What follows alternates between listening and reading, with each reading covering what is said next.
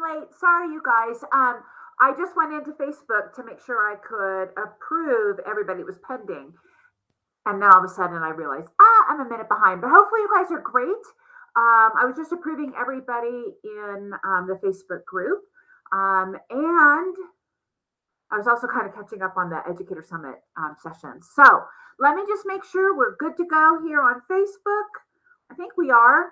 And you should be popping in. So just say hello really quick. Let me know that you're here. And if you could just say, if you're watching the Educator Summit, maybe talk a little bit about a couple of the sessions that you have watched so far that you've really enjoyed. And if it was mine, make sure you say that. No, I'm kidding.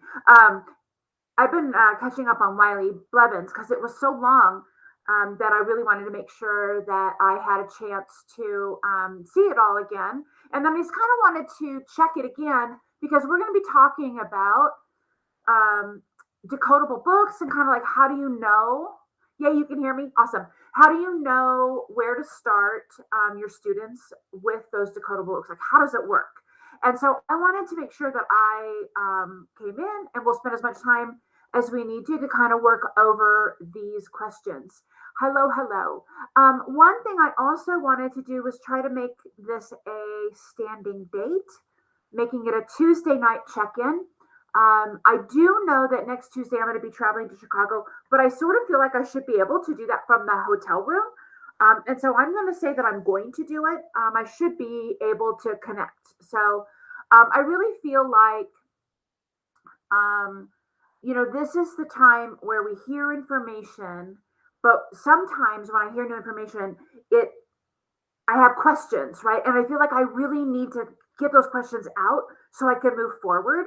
So that's kind of what I was hoping that we could do. I'm going to go ahead and move my camera over next to, sorry, y'all, next over here. So it's out of my way. It's right now in my way. Now it's out of my way.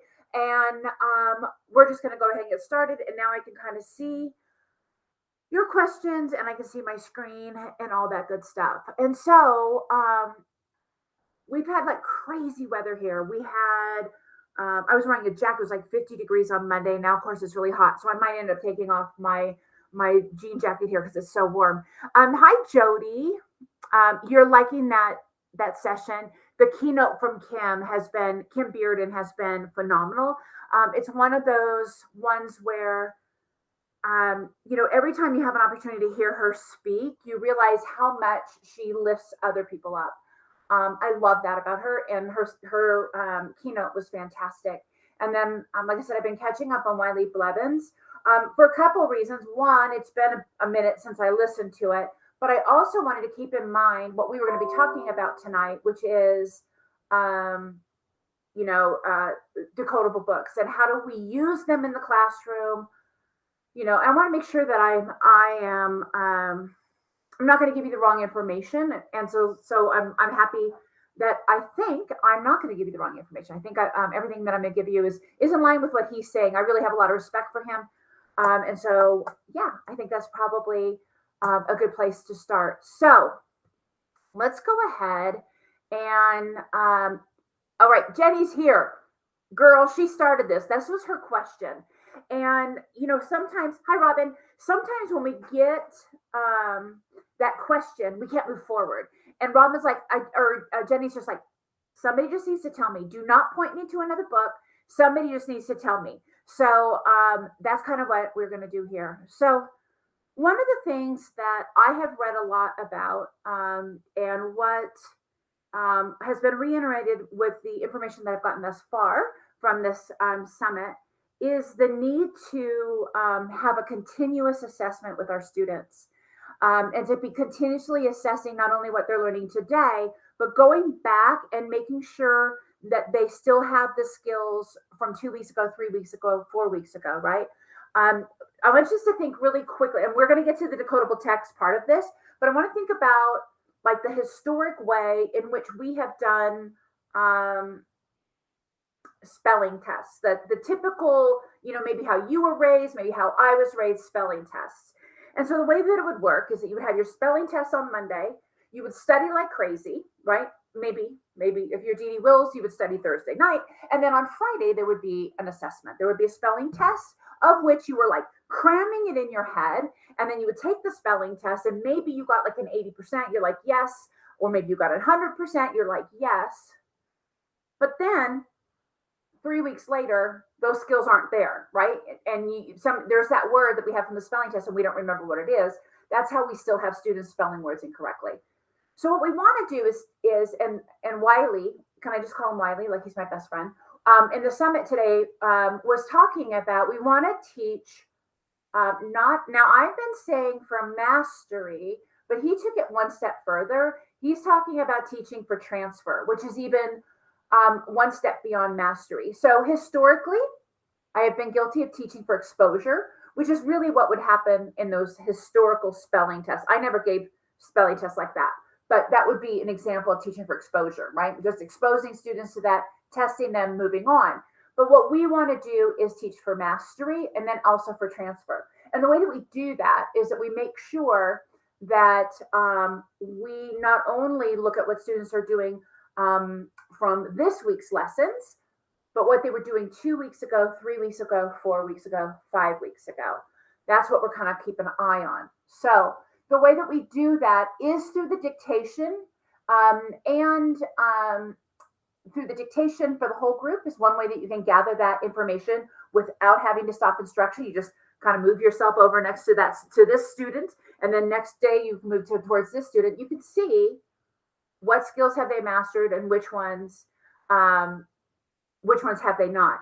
So spiral review is absolutely, Jenny, exactly what we're talking about. We want to make sure that we're spirally reviewing, because we see students who are in first grade, we see students who are in second grade who are misspelling words that have a spelling pattern that they should have mastered.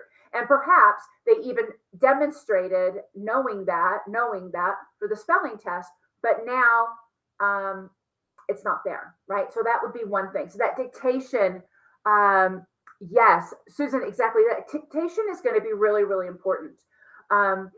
I have given you some suggested sentences, some suggested words, some suggested sounds that you're going to be using as a dictation. Shall I bring this up for you guys so that we can look at it?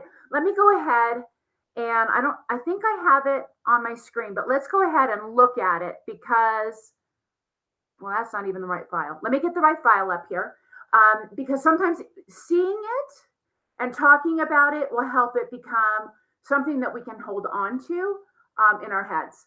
So let me go ahead. I'm just going to use kindergarten. Now, we've done first grade, we've done second grade, right? So, but I'm going to bring up kindergarten so that, and I think Jenny, I think you're kindergarten as well. Come on. They're big files, so they don't want to open up really quickly. Let me go back here so I can share my screen. It's been a minute since I've done this, so there we go. Okay, so this is in this file here. Hello, hello. I'm going to go ahead and let me just kind of open. I have my two screens here. Sorry, y'all. I'm going to open up so I can go to the page that has the lessons. And I'm just going to kind of open up somewhere. It's still loading on my computer because it's a lot.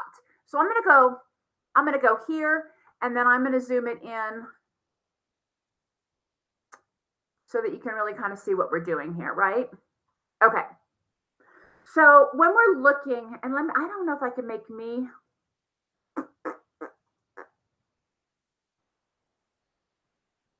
That's really not any better. Okay, this is going to have to do. So when we look at this, one, we're going to be kid watching while we have those words on the slides, on those slide decks as we're going through. You can kid watch to see who has it, who doesn't, right? So that's one way. That oral review of sounds, which is in that green box, that's another way that you can do it. So as I'm saying a sound, you could be watching purposely these 3 students today or these 4 students today to see, do they know it? Is it automatic? Are they waiting for other people? That's going to give you some information. Air writing for your sight words is going to give you information. And then, of course, we talked about the orthographic mapping portion of this. But over here, I feel like this is your juice. Like, this is a great way for you to run assessments. One thing that we're doing for that dictation is we are spirally reviewing on a continual basis throughout the whole year, letters and sounds. So I'm going to give a sound. they're going to tell me what letter makes the sound, right? So we're going to be doing that on a continual basis. So you're going to be able to gather that information just from seeing what students do. You may decide that Friday is the day that you have students do this, not on a dry erase. Maybe you collect the paper, right? So that you have some data, maybe not. Maybe you have no problem just going over there and making a note of it on your clipboard. That's what I did, is just make note of everything on the clipboard, and I could keep the data there. If I'm noticing today that, Mark, I'm going to pick on my husband, Mark, my husband, if I'm noticing today that when he hears that sound, he doesn't have automaticity with that, it's not automatic, and yet everybody else is, then it's going to be on my brain to keep an eye on him, maybe use that as a small group, or maybe he's just having a day, right? Because sometimes that happens. I'm just going to make sure I check back with him to make sure that there is mastery. So the sounds are a spiral review. The letter of the day is great for introducing those, but what we want to make sure that we're doing is that we're also reviewing them on a continual basis. We're going to review everything from the past during the week. We're on everything from the past and then moving forward. But we don't want to do it all in one day, right? We want to make sure that we give them little chunks. It shows if we do them little chunks on a continual basis, much better. Dictation. This is a great opportunity for you to gather data as well. So that's that underneath where we're going to give some words. Now, these are almost all CBC words at week 18. And so you're going to see, let's see, each one of those has, and we have an A, we have an E, I, O, U, right? So we have each vowel represented in those words. So you can, do they hear those medial sounds? Do they hear those ending sounds? If they're hearing those and writing them well, and are able to do that on a continual basis, then you may be thinking, when it comes to doing small group with a book, start with a CBC book for them. Really, one of the things that was reiterated from the summit today was the decodable book is going to be something that is going to be right in their wheelhouse. So, when we were thinking about guided reading, we were having things that they could do with just a little bit of support from us, right? This is going to be one where you're going to really try to get it closer to their ability, because we want to be building that automaticity, right? So we don't want it to be too hard for them. And, you may keep students in a book that is simple for them a little bit longer. Like one of the things that Dr. Bevins was saying today was, when you have students, maybe you're reading book, maybe you're reading a book 8 right now, right, with a student group, but they should still have access to book 7 and book 6 and book 5 and book 4, so that they can go back and practice those skills. So we want to make sure that they're having those books access as well. So that would be one thing I wanted to keep in mind. And then, of course, we have the sentence is also another way that we can gather data to see what do they know and what is it that they need more time with. If we're noticing that some of these sight words they don't have, you can make a note of it and know that you want to work with them in either small group. That might be a great time to do it, or just include it into the next day's review of high frequency words. If I were you, I wouldn't go out and type a whole new lesson. I would take my marker, I would cross through it, or you could do it in pencil, or use a Post-it note for your next day to remind you, hey, you know what? For most of my class, you is a word that they should have mastered by now, but it's not, they don't have it mastered. So I want to make sure I bring it into the air writing portion of the lesson plan. Does that make sense? So it's super flexible. I've given you some sentences that you can use, but it doesn't mean you have to use them. You can bring in those words based on the data that you're seeing that they need to see more of. Give me your thoughts on that right now. I know there's a bunch of you here, so give me your thoughts on that right now, what you're thinking about having a lesson plan that you're okay being flexible with. Just put that in that comment. And I'm going to go ahead and pull up a couple of other documents to show you so that you can kind of get an idea. The other thing I was going to say is that we also have down here that there's a small decodable book that's going to follow the scope and sequence for the phonics, okay? So Flexible is good. Flexible is really, really good, right? We want to make sure that we have that flexibility, because what you're going to do with your class this year might be very different than what you did last year. And then next after that, you may have to take a different pacing because your class is just in a different spot. So being flexible means that I'm going to change up my lessons a little bit. I might incorporate words that I didn't plan on using, right? So that we can get some more automaticity for that. But it doesn't mean throwing it out. We want to keep an eye on our target. Like, we need to know where it needs to be at the end of the year. But if you need to kind of change it up in the middle, right? That's where that flexibility comes in. Can I make it larger on this screen, Lori? I'll try.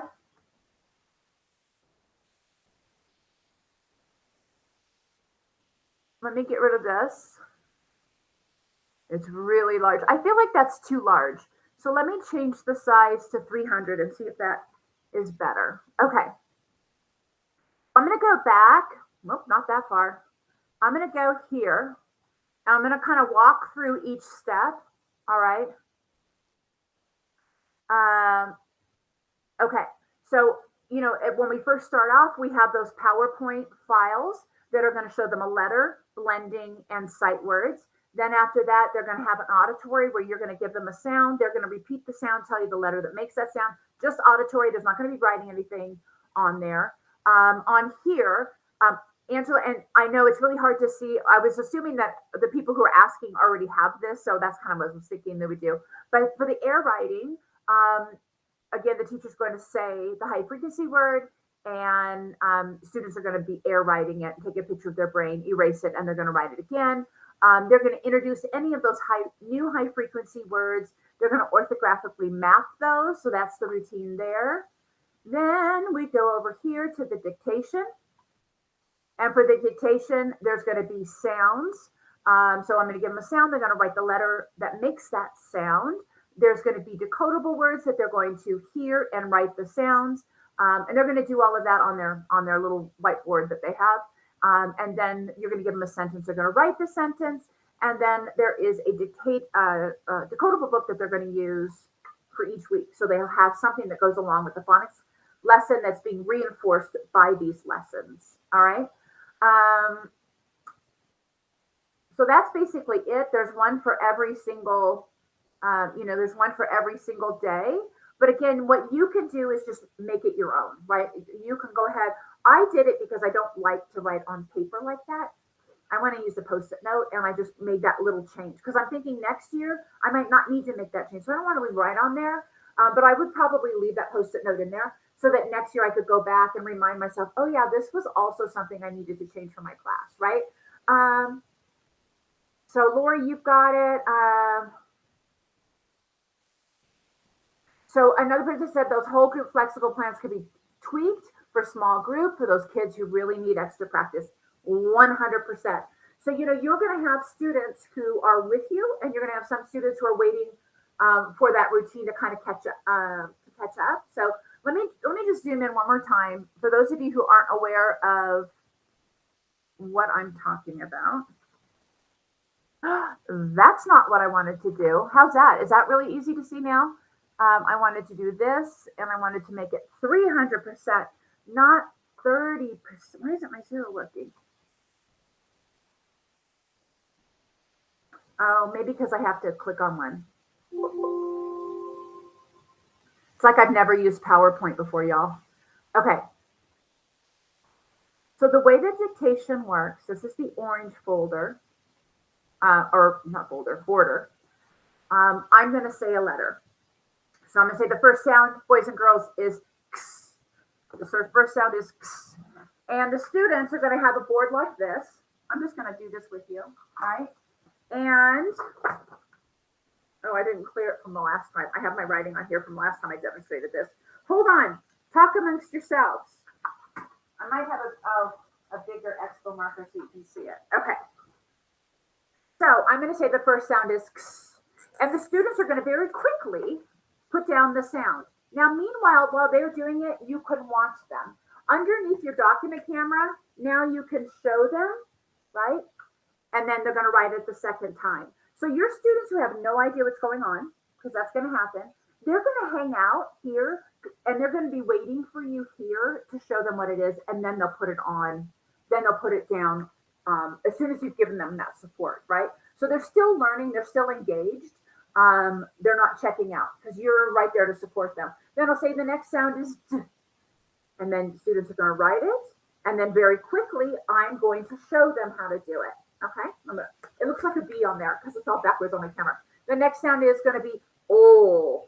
I'm going to write it, put it under the document camera, write it again so they can see the path of motion, really reinforcing their handwriting. The next sound is y, y, and they're going to go ahead and write it. You're going to write it again. I'm telling you, it is fast. The next sound is going to be, I can't see that, I just said E, eh, eh. They're going to go ahead and write it. And this is where they're going to have a hard time. Sometimes those vowels really get to them. The next one is ah, right? Simple, simple, simple. The next part of that lesson is the dictation part of the CBC word, right? For kindergarten, I'm not sure what lesson this is. Let me look. This is week 9, day 3. Okay, week 9, day 3. So these are all of the sounds that they have learned so far. So we use all the sounds they've learned so far to create lots of different high frequency or not decodable words. So I'm going to say the first word is tan, tan. And so they're going to go ahead and write tan under the document camera. I'm going to show them, and it's just going to be super supportive. All right. So you're going to be doing that for each of those, and then you're going to do the sentence. We're going to go ahead and practice it with capital letters, lowercase letters, all of that work. They're going to write it twice. But we're not going to leave students hanging, right? You're going to have some students who are not familiar with what to do or what that sound is. They know that you're going to be right there to support them. And it keeps them really, really engaged because they're expected to follow along. But then you can use the exact same lesson in your small group. You know, your students who are a typical learner, let's say, if there is such a thing, they're going to need to see something, 5 or 6, 8 times in order for them to have mastery. But the students who have like a language-based learning difference, they're going to need to see it 30 or 40 times. So bring that into your small group. And a little handwriting, right? So we're going to do letter sound and a little handwriting. One of the things that I did, and I talked about this on the webinars, but I went ahead and I took this dry erase sheet. It's something that goes in your printer. You can see that. Dry erase sheet. And I put the handwriting lines on there. So if I have a student who's starting at the bottom, I can just really quick that, go over there and say, oh, you know what, honey? That is the letter D. So we're going to start at the top. We're going to go down, back up, and around. That's how you make a letter D. Of course, it looks like a B for you guys because it's in a mirror. But absolutely want to make sure that you are reinforcing both of those skills. We don't need to teach them separate because now we can teach them together. Let me see if I have some questions here. Make notes if necessary to review the letter formation later. We wouldn't correct that here. Sometimes I correct it right then and there. If I look around and everybody is a hot mess express with writing the letter D, I'm going to say, y'all stop. I'm going to show you really quick how to write the letter D. I'm going to show you really quick how to write the letter E. And look at me under the document camera or on the board if you don't have a document camera. And that's how I want you to write that letter all the time. One of the things that, and Susan, I'm going to answer that question in a second. And same thing with Christina. I'm going to answer that question in just a second. One of the things that happened with this year is I was working with the first grade classroom. And because everybody was virtual, the path of motion was not, they didn't know the path of motion. They were starting the letter L from the bottom and going up. That's not even good. They were doing McDonald M's. I mean, it was, and I know everybody, when I mentioned this in the webinar, was like, mine class too. Sometimes when you look at students and they have all of these habits that you need to break, it becomes very overwhelming to think about, oh my gosh, all the letters are a problem. All of them need to be fixed. Here's what I would suggest you do is focus on a couple for that week. If you're noticing, if your first grade teacher or you're in January and you're noticing that everybody is making McDonald's M's for whatever reason, go ahead and get a piece of cardstock or put this on a piece of paper and print it out. Oops, I got some on the floor. So that every student in front of their desk has the letters that they're going to focus on. And those are the ones you're going to keep them accountable for the next 2 weeks. We have to rebuild that muscle memory. So those are the ones that you're going to have them accountable. In fact, now that I say that, I'm wondering if you were to have something like this, right?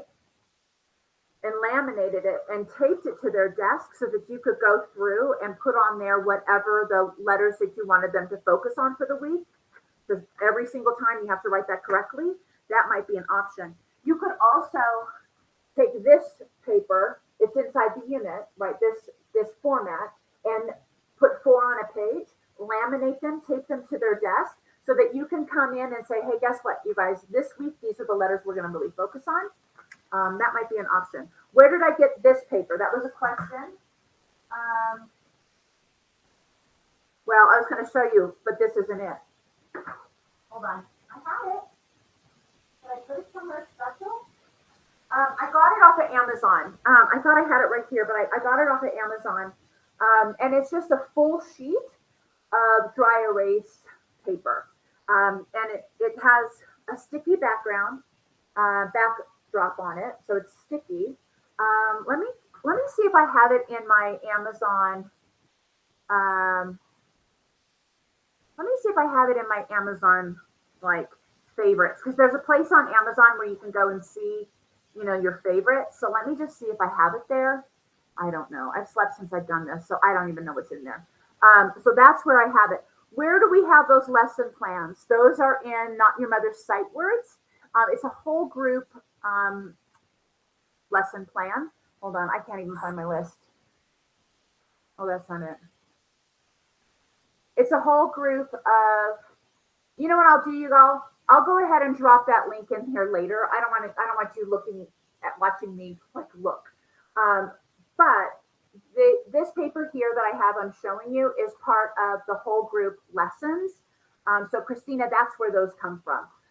If you go first page, you'll see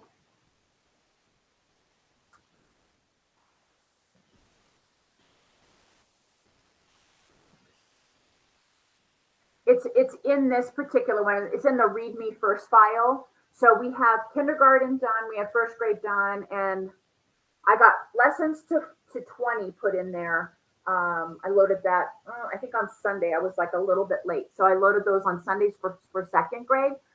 If you are not aware of this fact, I do have a fun fact for you, is that we've made it so that the books, instead of having them, if you were going to make this for your whole class, that's a lot of bookmaking. So let me zoom in so you can see this.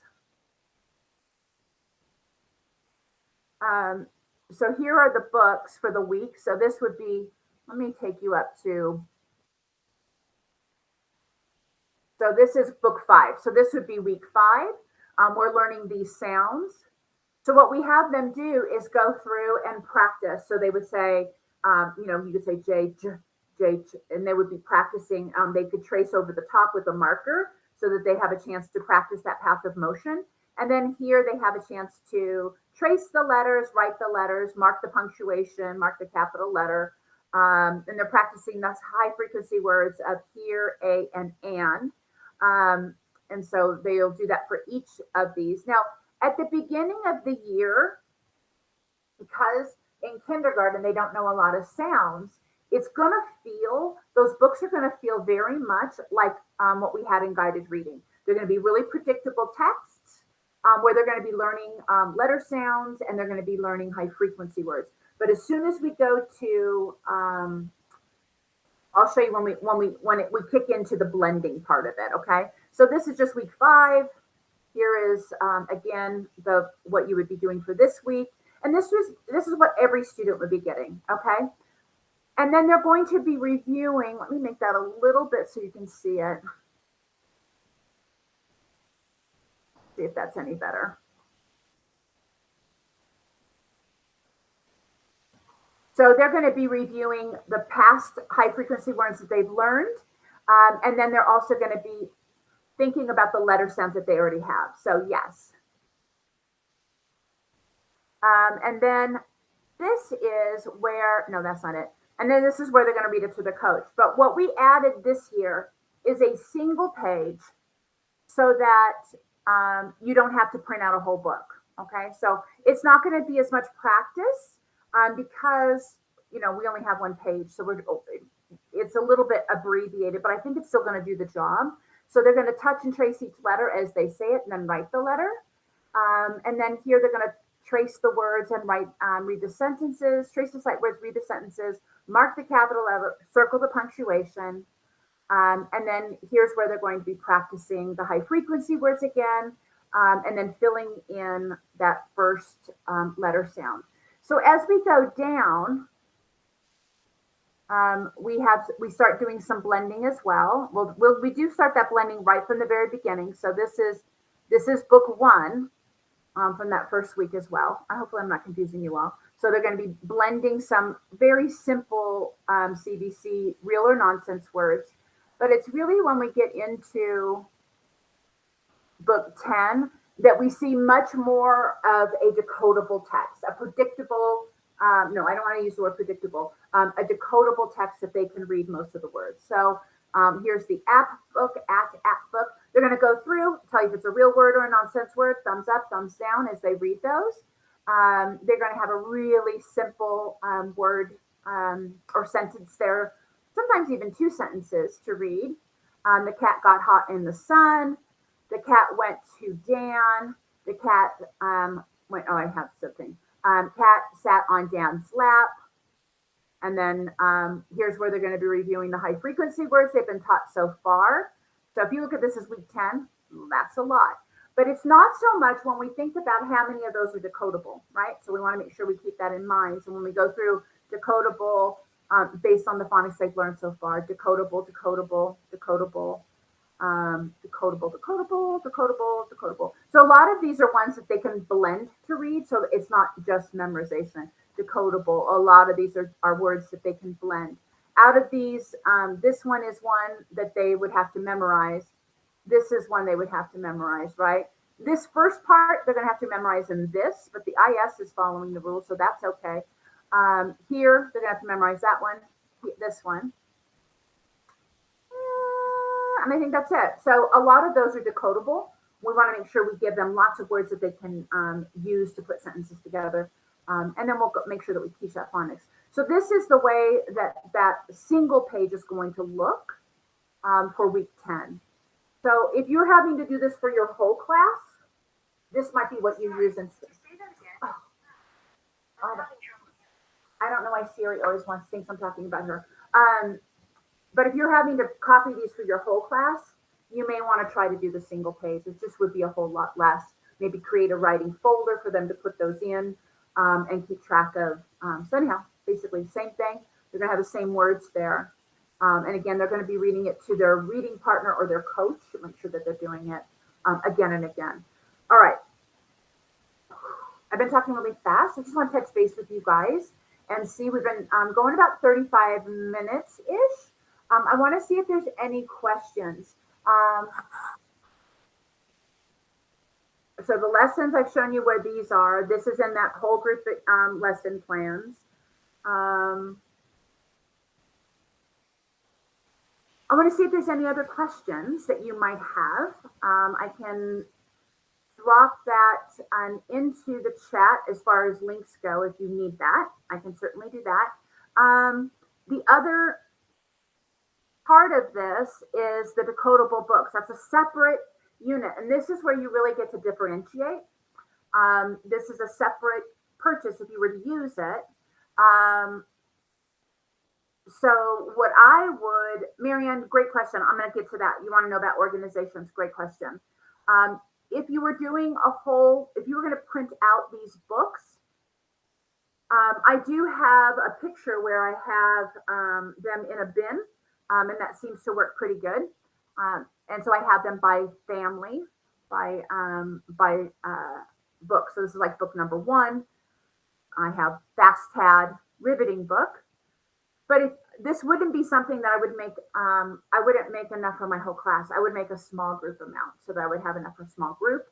And maybe when I'm done with this particular book and I'm ready to give students something else, I would give them this version to put into their reading folder so that they have them. If you're doing an ABC boot camp, would we wait to start this after the boot camp? I don't think so. I mean, ABC boot camp is one where you're doing a letter a day. What the research that I've read is that although the order in which you introduce letters may not be super critical, you do want to think about the path of motion when they're forming them. So it does make sense to introduce letters right away that allow them to build words quickly. So you have something that you can blend with. So if you're doing ABC boot camp, I would just move those letters around to match the scope and sequence that we suggest. And you can do that at the same time. For sure, you can do that.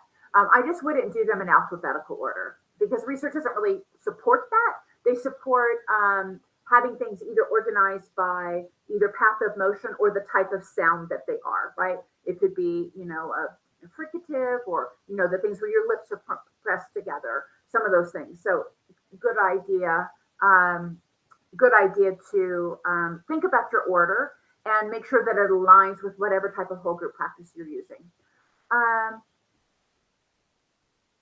So you're putting them in a binder, Jenny. So she's copied them and put them in a binder. So you probably have like a CBC binder. They get really big. The other thing you can do is put them in in a hanging folder. So you can kind of keep them in, like those crates. You can put them in there with all of them in there as well. So that will help you. I have a bin. I don't have it here, but I have a bin that I got at Target that worked perfectly. But of course, I haven't seen them this year, but they might come back for the dollar spot. So those worked really well as well. You put 2 vowels in each binder. That sounds great. That's a great way to do it as well. And so what I would do is when I'm done with, let's say I'm with my group number 1 and we finished Fast Tad and now I'm moving on to the second book, I would take that book back from the students and then I would give them this so they can continue to practice those skills again and again. So when they're reading from their book bag or their book reading folder, they have some text they could go back and look at. So that's what I would do, just so that you would have that. And now that we have the other version in the other unit, you would be able to actually kind of build upon that. So I think that would work out pretty good. What other questions you guys have? Edme, I think you have everything. So you don't need to, Edme's like the sweetest person ever. You don't think you need to buy anything. I think you have everything. So all of these things are included in those 2, like that webinar bundle that you bought. So all of those are included in there. Of course, if you're on TPT, you can buy them there. So you would want to have the decodable text and then the whole group instruction. You need to have both of those. You need to have both of those units to have these 2 things that I'm showing you. These are the decodable texts. This is the CBC ones. And then this is part of the whole group where you had I'm trying to go to the scope and sequence at the top. You have your week by week scope and sequence that you're practicing, right? You have those. So this is in the whole group lessons. And these are in the whole group lessons. Okay. All right. What other questions have?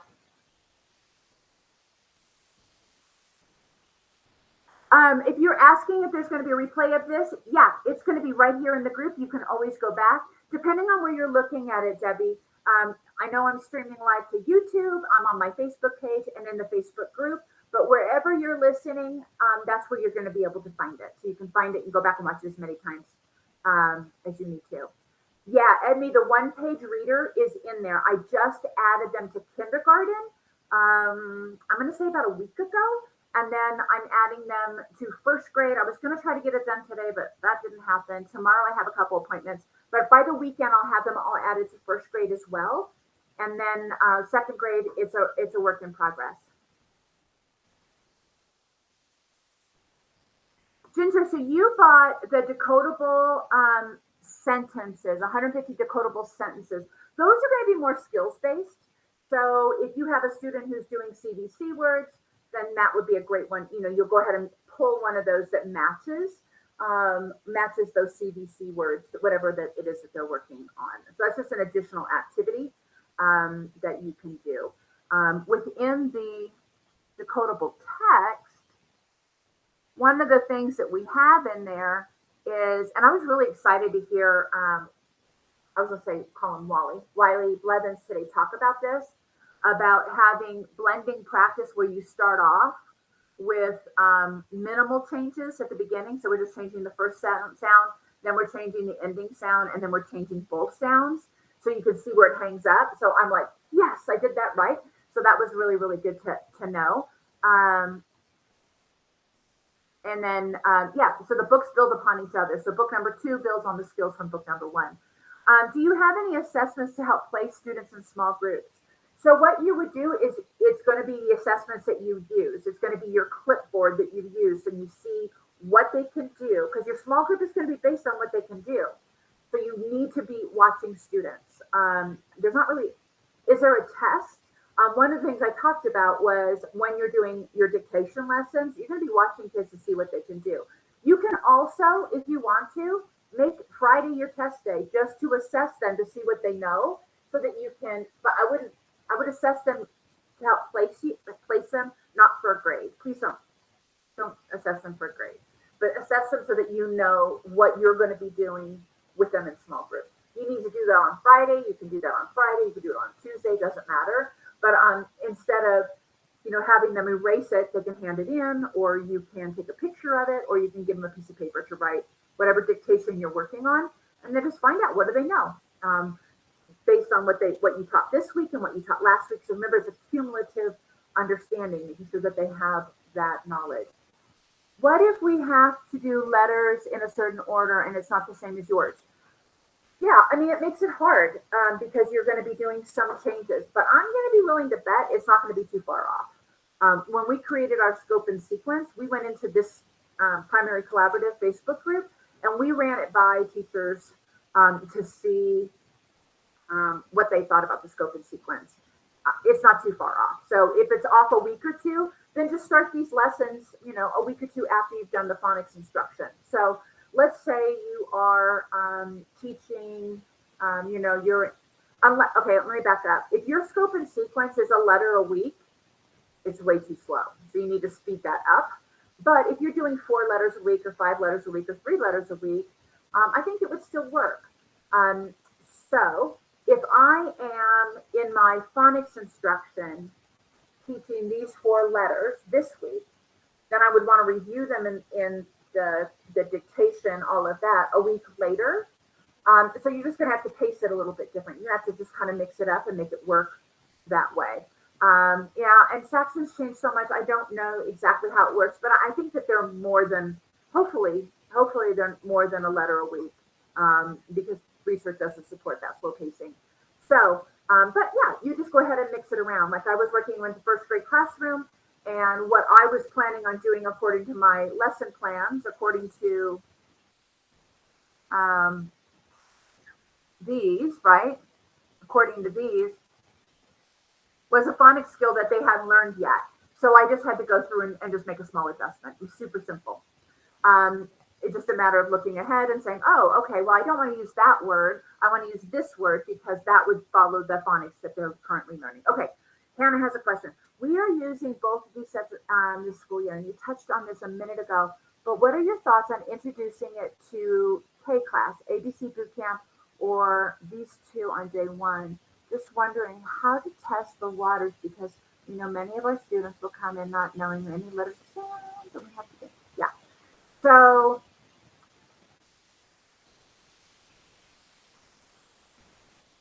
I honestly don't know enough about ABC Boot Camp to tell you about it. I would want to make sure that it was very explicit. I haven't really looked at it, but I want to make sure that the phonics is really explicit. But yeah, you would just go ahead and move those letters in ABC Bootcamp. I think it works where you can move those into a different order. And then, yeah, you can use those simultaneously. I have every single year that I taught, I had a student, at least half of my class did not know any letters or sounds. So it's not uncommon. I mean, there's some schools you come in and students are like, reading Tolstoy or something in kindergarten, but that's never been my experience. I've always had students who were just really, really needed a lot of structure and a lot of assessment, a lot of instruction. And so, yeah, this is going to work perfectly for them. So if a student can blend CBC words, you start with diagraphs or make sure that they are fluently reading those CBC books. I would make sure that they're reading those CBC books fluently. So if they are able to blend those, I would do week one, try a CBC book. Then next week, keep moving through there to make sure there's no misunderstanding before you move on to the diagraph. So just work your way through a few of those, maybe 3 or 4 weeks, to make sure there's no misunderstandings, and then you can move on to the diagraph. And then you just keep going until you see that kind of, ooh, this is a good spot for them to hang out for instruction. I can do some teaching here to move them along. You're going to have students in your classroom. Typically, when I think about differentiation, I always think about the students who need more help. But you also have students who come in knowing a lot, and you are going to want to give them a year of growth as well. So make sure that you have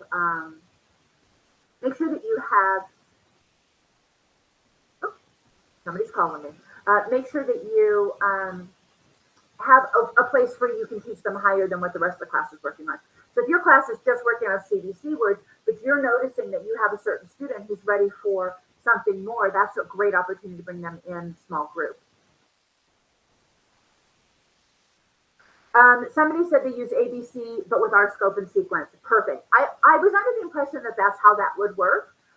So use that ABC bootcamp, but use it with our scope and sequence. I think you're going to be finding that working pretty smoothly for you. And if you have a different phonics scope and sequence, usually ours is pretty aggressive. So we're going to be teaching them more. And they're going to be practicing more. They're going to be applying more. So you're going to find some great results. Use ABC Bootcamp. I do like the breaks that Dee Dee has in her program. Example, 3-week and a review, and then helps those kids who struggle. Yeah, so we have some built-in breaks where you're going to have a moment of review. If you are like, you know what, my class needs more time with this, repeat those, duplicate those types of lessons. I mean, obviously change it up a little bit, but you can, hang out and give it a 2-week break in the middle. That's going to be fine. You don't want to get away from the routine, right? Don't get away from the routine, but just spend an extra week with those types of words. And you can just easily get your Post-it note out there and add in some words there. It's not going to be too hard. And you can go ahead and spend an extra week with those skills. I think you're going to be just fine. Small group differentiation. Not every student would need to start with the alphabet books. When a student's ready for the CBC books, yes. So what data are you using? Okay, hold that thought. Let me go ahead and stop, and I'll be right back, Jenny. I know Jenny's like, listen, this is what I need to know, Dee Dee. So get on it. Let me go ahead and open up the assessments that we would be using to keep track. Now, of course, we also have, I love ESGI. ESGI is fantastic for that. But this is the clipboard, and I've had pictures of it before, but this is the clipboard that I carried around. And let me make it big.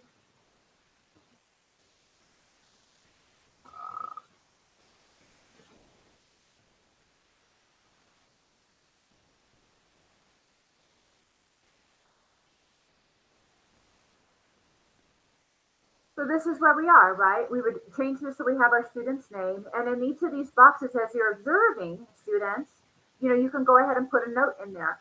One of the things I showed on the page in the assessment guide that we have is how to annotate this. So you're going to want to mark it. So I'm going to show you, okay? Maybe.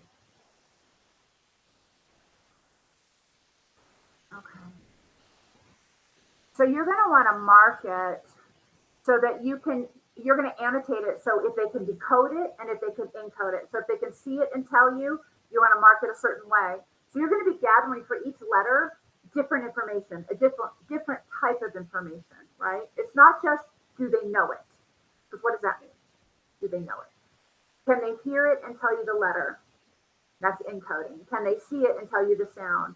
That's decoding. I think I have another.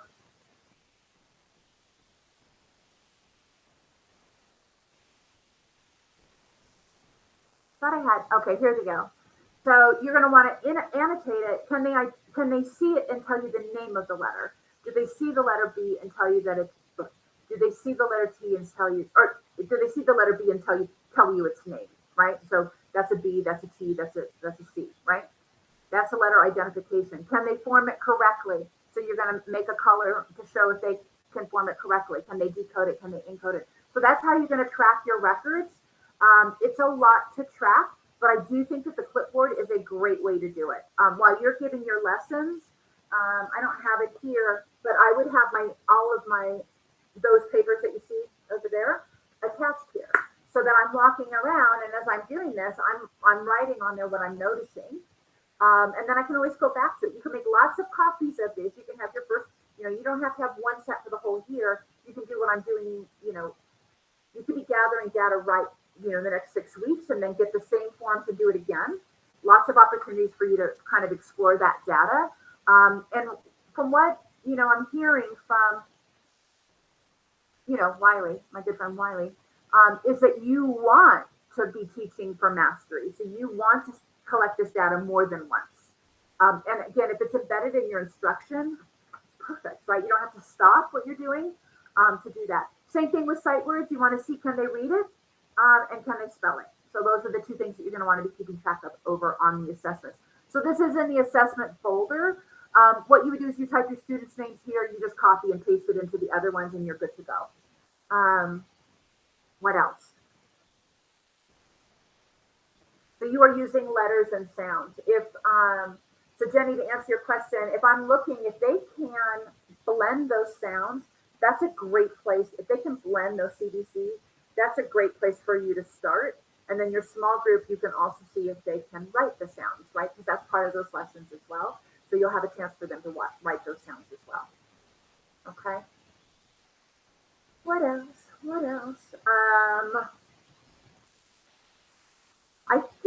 I don't know if you guys have any other questions. I'm going to go ahead and hide that. And if you don't have any other questions, I'm going to call it a night. And I do plan to be back with you guys next week. I will be at a conference in Chicago, a big teachers conference. I'm not presenting there. Otherwise, Edney, I'd see you again. But this is a big teachers conference. But I think my evenings will be my own. And so I will see you guys next Tuesday. You are welcome, Jenny. And as you're like moving along, right, in your week, and if you're looking at something, you're like, I'm still not sure what she's talking about. That's what I really want to make sure my Tuesdays with you guys will be about. Because quite honestly, for me, when I'm learning something new and I get to that point where I'm like, I'm not sure how to do this, sometimes I put it down. And I really, really don't want that to happen with y'all. I want this to be something that, you guys feel really comfortable implementing next year. And any of those sticky points, let's work through them. Let's talk through them. Chances are there's a lot of people here who have done these lessons already. So they have had some experience and they're like, hey, Dee Dee suggested this, but this is working for me. Please add those in there because, there's more than one way to bake a cake. So if you have a better solution or a different solution, it doesn't have to be better. It just has to be different. Another option. I know everybody likes to hear different things because different things work for different people. So as far as organizing or any of those things, that's a great way to go.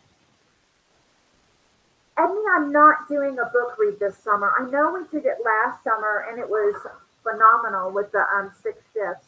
I feel like this summer, by the time I got to it, putting the conference together was amazing, but it was a bit of work.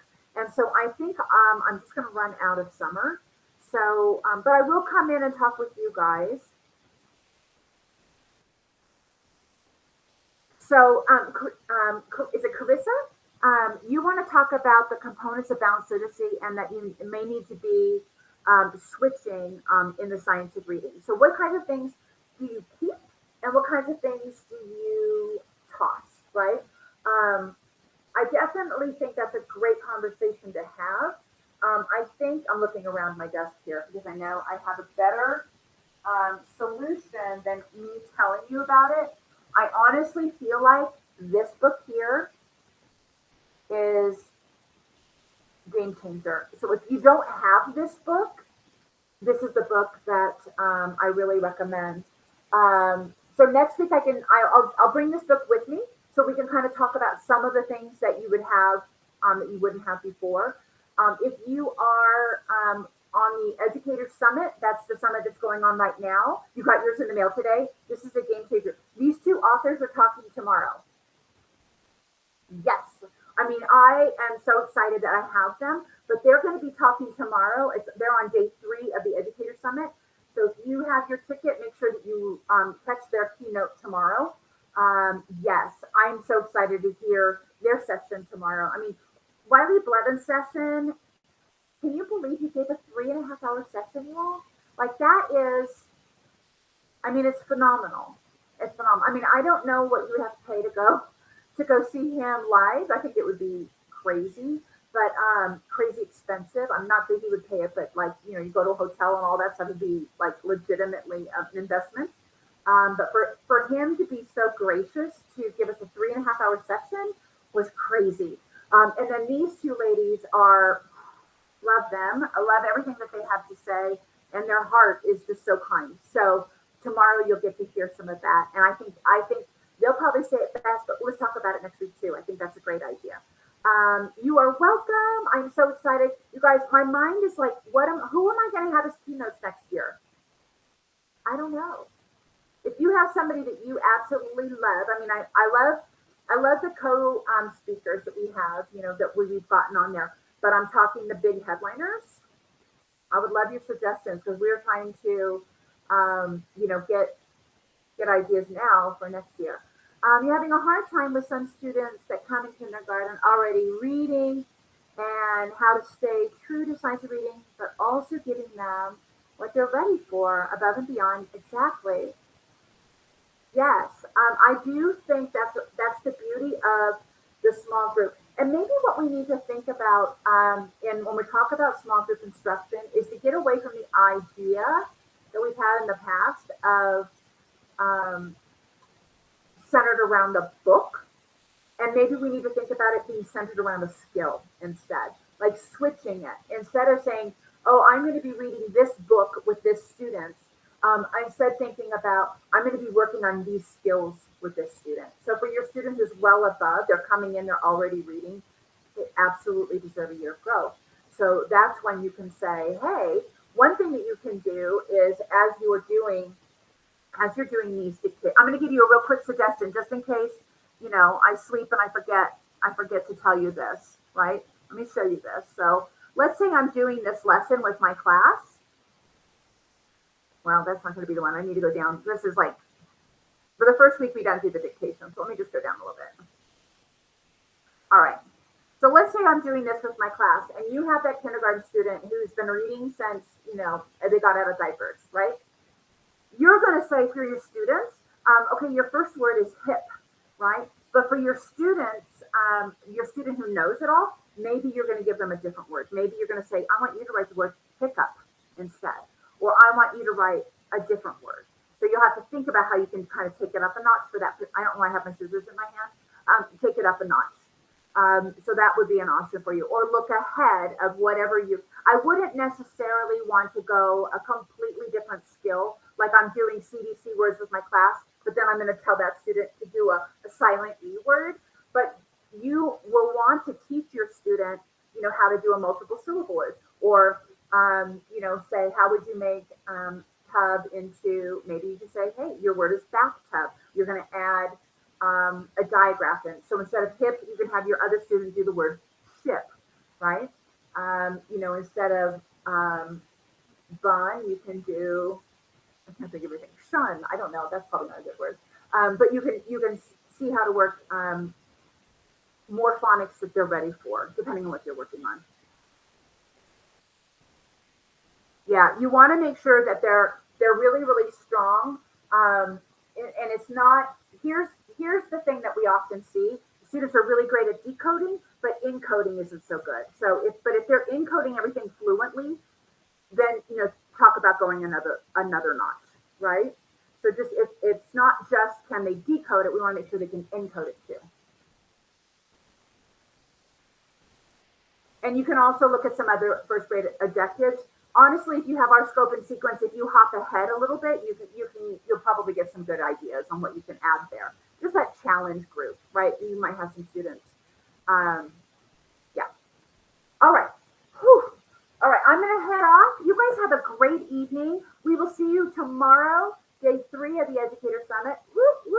And I'm really looking forward to it. So you guys have a great evening, and I'll see you next Tuesday. Okay.